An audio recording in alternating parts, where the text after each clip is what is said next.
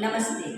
मैं कृष्णा माने SNS academy से आपके सामने आज आत्मत्राण की कविता प्रस्तुत करने जा रही हूँ। आत्मत्राण का मतलब है कि हमारे जीवन में कोई भी मुसीबत आए उससे हमें डरना नहीं है, बल्कि उनका सामना करते हुए आगे बढ़ना है। यहाँ पे इसके कवि हैं रविंद्रनाथ ठाकुर। रविंद्रनाथ ठाकुर का जन्म 7 मई सन 1861 को कलकत्ता में हुआ था। रविंद्रनाथ टैगोर एक कवि, उपन्यासकार, नाटककार, चित्रकार और दार्शनिक थे। रविंद्रनाथ टैगोर एशिया के प्रथम व्यक्ति थे जिन्हें नोबेल पुरस्कार से सम्मानित किया गया था। इस कविता में आत्मत्राण का मतलब क्या समझ में आया बच्चों? अमृत, इसके बारे में बताओ। आत्मत्राण का अर्थ होता है जो व्यक्ति भगवान से ये प्रार्थना नहीं करता कि वो भगवान उनकी सारी कठिनाइयां झेले, बल्कि वो उसको वो शक्ति दे कि वो डटकर उनका सामना कर सके। सही बताया। यानी इन पंक्तियों में कवि रविंद्रनाथ ठाकुर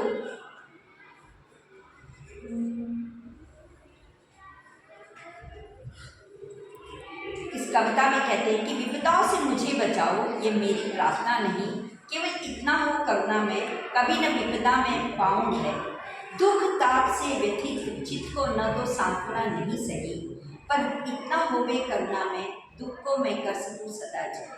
कोई कहीं सहायक न मिले तो अपना बल पौरुष न मिले, हानि उठानी पड़े जगत में, लाभ अगर वंचना रही तो भी मैं मन में न मानूं क्षय। यानी कवि इसमें क्या कहते हैं कि कवि किससे और क्या प्रार्थना कर रहा है? कामना बताओ। जी कवि इस कविता में भगवान से प्रार्थना कर रहा है कि वह उनकी जिंदगी की सारी कठिनाइयाँ ना हरे और खुद उनको इतनी शक्ति प्रदान करे कि वह अपनी जीवन की सारी कठिनाइयाँ खुद से उस कठिनाइयों का सामना करे और आत्मनिर्भर बन सके। विपदाओं से मुझे बचाओ, ये मेरी प्रार्थना नहीं। इस पंक्ति के द्वारा अमृत कवि क्या कहना चाहता है?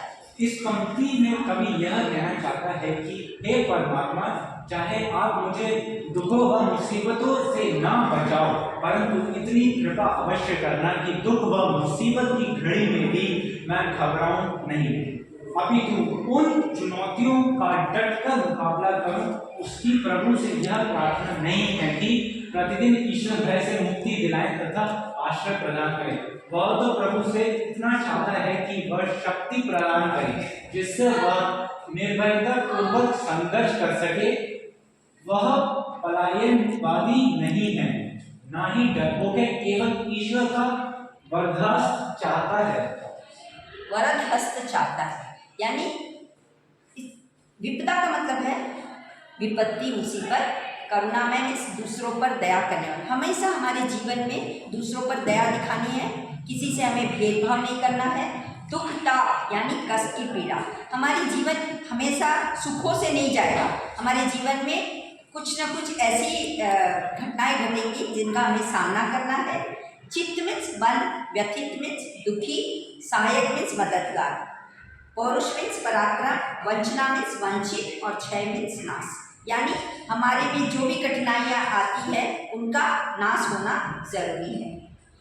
दूसरे प्रसंग में ये कहते हैं रविंद्रनाथ ठाकुर, मेरा त्राण करो अनुदिन तुम मेरी प्रार्थना नहीं, बस इतना होवे करुणा में तरने की हो शक्ति आना में।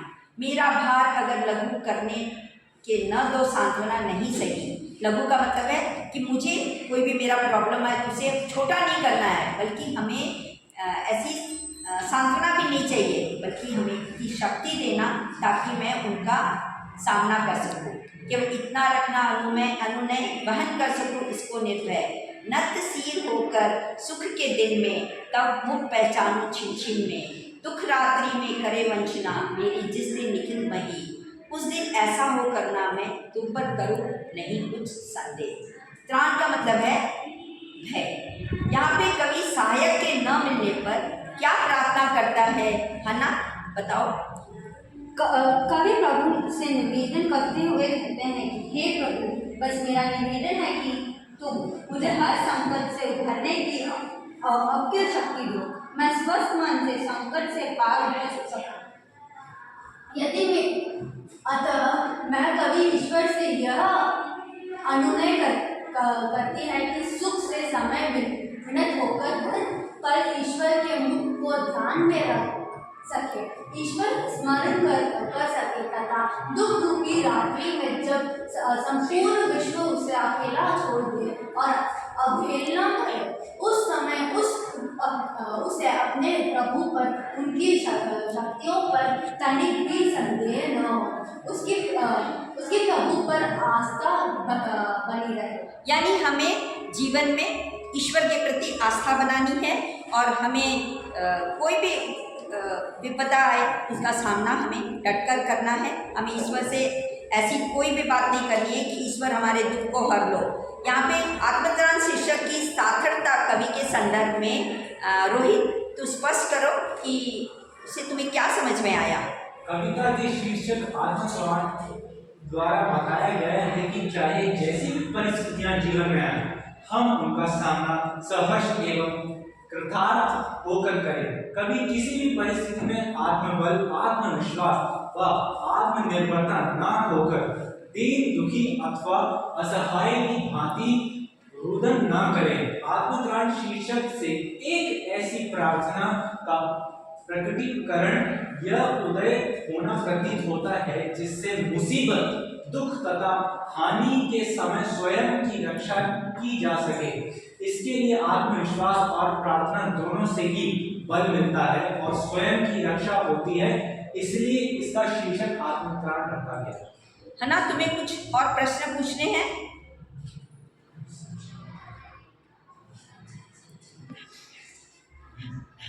जी, संचय का अर्थ क्या है? संशय मीन्स हमें यहाँ पे संशय का मतलब है संदेह, पर हमें भगवान पर कोई संदेह नहीं करना है। एक बात क्या है पता है, हमारे जीवन में कोई भी प्रॉब्लम आए या कुछ भी मुसीबत आए तो हमें सही मीन्स इसका मतलब क्या है कि भगवान हमें सही रास्ता दिखाना चाहता है। ऐसा नहीं है कि हमें कोई विपत्ति आए तो हमें भगवान उससे मुझे छुटकारा दिला दो, ऐसी नहीं है। हमें ऊपर से भगवान से ऐसी शक्ति मांगना है कि भगवान हमें सही रास्ता दिखाए और हम उस पर चलकर अपनी जो बाधा है उसे हम दूर करें और हम सही दिशा में अपनी इच्छाओं की पूर्ति के लिए हमें निम्न प्रयास करने चाहिए। अपनी इच्छाओं की पूर्ति के लिए हमें सही दिशा चुनते हैं और जी जान से परिश्रम करते हैं। जीवन में आने वाली बाधाओं से न तो हमें घबराना है न पीछे हटना है। दूसरों को सहयोग और सलाह भी देते हैं, अपने प्रयासों की समीक्षा करते रहते हैं, सुधार करते रहते हैं और छोटी से छोटी सफलता को भी हम स्वीकार करना है। जब तक इच्छा पूरी न हो जाए धैर्य व सहनशीलता से कार्य हमें करना है। कवि मैम आपसे एक प्रश्न था, मैम कवि की प्रार्थना बाकी सारी प्रार्थनाओं और गीतों से अलग लगती है मैम, क्या आपको ऐसा लगता है? तो कैसे? हाँ, ये सही बात तुमने पूछा। कवि की प्रार्थना अन्य प्रार्थना गीतों से अलग है क्योंकि इस प्रार्थना गीत में कवि ने किसी सांसारिक और भौतिक सुख की कामना के लिए प्रार्थना नहीं की, बल्कि उसने हर परिस्थिति में निर्भीकता से उसका सामना करने का साहस ईश्वर से मांगा है। वह स्वयं कर्मशील होकर आत्मविश्वास के साथ विषय परिस्थितियों पर विजय पाना चाहता है। इन्हीं बातों के कारण ये प्रार्थना गीत अन्य प्रार्थना गीतों से अलग है। श्रेयस, तुम्हें कुछ आत्मत्राण से समझ में आया? तुम कुछ प्रश्न पूछना चाहते हो? जी मैम, जब मैं पढ़ रहा था तो मेरे को कुछ पंक्तियां समझ नहीं आ पाई, जैसे कि नतशील होकर सुख के दिन में तब मुख पहचान छीन। इसका अर्थ क्या है? इन पंक्तियों का भाव यह है कि कवि सुख के समय, सुख के दिनों में भी परमात्मा को हर पल श्रद्धा भाव से याद करना चाहता है तथा हर पल उसके स्वरूप को पहचानना चाहता है। अर्थात कवि दुख सुख दोनों में ही समभाव से उस प्रभु को याद करते हुए उसके स्वरूप की कृपा को पाना चाहता है। यानी हमारा दुख या सुख जो भी हो, हमें दोनों को समतल होकर सामना करना है। मुझे लगता है अभी आत्मत्राण का विषय तुम्हें समझ में आ गया होगा। धन्यवाद बच्चों।